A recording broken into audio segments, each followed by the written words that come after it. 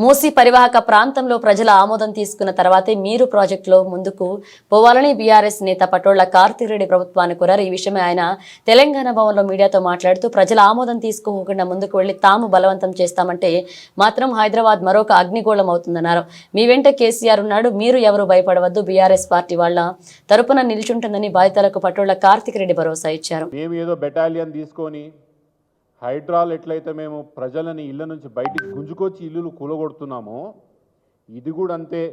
మూసీ పరివాహక ప్రాంతంలో కూడా మేము రోజుకొక బెటాలియన్ తీసుకొచ్చి కాలనీలు ఖాళీ చేసి బలవంతంగా మేమేమైతే ఇల్లులు కూలగొడతామన్న ఆలోచనలు ఉన్నారేమో ముమ్మాటికి ఆ ప్రజల యొక్క అభిప్రాయం తీసుకున్న తర్వాత వాళ్ళ ఆమోదంతోనే మీరు ఈ ప్రాజెక్టులో ముందుకు పోవాల్సిన అవసరం ఉన్నది.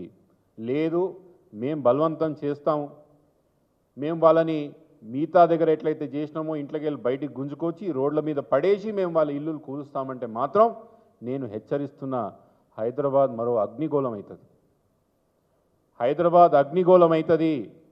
మీరు అనవసరంగా పేద మధ్యతరగతి ప్రజల జోలికొచ్చి ఎవరో జోబులు నింపాలనే ఒక ఆలోచనతో పేద మధ్యతరగతి ప్రజల యొక్క ఇంట్లని కష్టం రూపాయి కూడగట్టి చెమటలు కక్కి రక్తం దారబోసి వాళ్ళు ఇల్లు కట్టుకున్నారే, ఆ ఇంట్లో జోలికి వచ్చి మా ఇష్టారాజ్యంగా వాళ్ళని బయటపడేసి మేము రాజ్యం వెళ్తాం, మేము మా మూసీని కట్టుకుంటామని మీరు అనుకుంటే మాత్రం బీఆర్ఎస్ పార్టీ వాళ్ళ తరఫున నిల్చుంటుంది.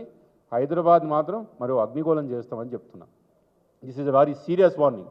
ఇంకో విషయం, ఎవరైతే మూసీ పరివాహక ప్రాంతంలో ప్రజలు ఎవరైతే భయభ్రాంతులకు గురవుతున్నారో మీకు అభయం ఇస్తున్నా, మీ ఎంట కేసీఆర్ ఉన్నాడు, మీ ఎంట కేసీఆర్ ఉన్నాడు, మీరు ఏం భయపడొద్దు. అన్యాయంగా అకారణంగా మిమ్మల్ని ఎవ్వరు ఇంట్లోకి వెళ్ళి వెళ్ళగొట్టినా కూడా ఒక్క ఫోన్ కాల్ చేయండి, పిట్టలాగా వాలిపోతాం మీ దగ్గర. మీకు ఎక్కడ కష్టం వచ్చినా ప్రభుత్వ అధికారులు మిమ్మల్ని ఎప్పుడు భయపెట్టాలని ప్రయత్నం చేసినా మాకు ఒక ఫోన్ కాల్ చేయండి, మా పార్టీ మీ తరఫున వచ్చి కొట్లాడతాం. ఎవరు కూడా మిమ్మల్ని అకారణంగా మిమ్మల్ని ఇంట్లోకి వెళ్ళి ఎవిక్ట్ చేయొద్దు. మీకు ఇష్టం లేకుండా ఎవరిని కూడా ఎవరి ఇల్లు కూడా కూలగొట్టొద్దని మా రెండో కండిషన్ ప్రభుత్వానికి చెప్పాలనుకుంటున్నాం.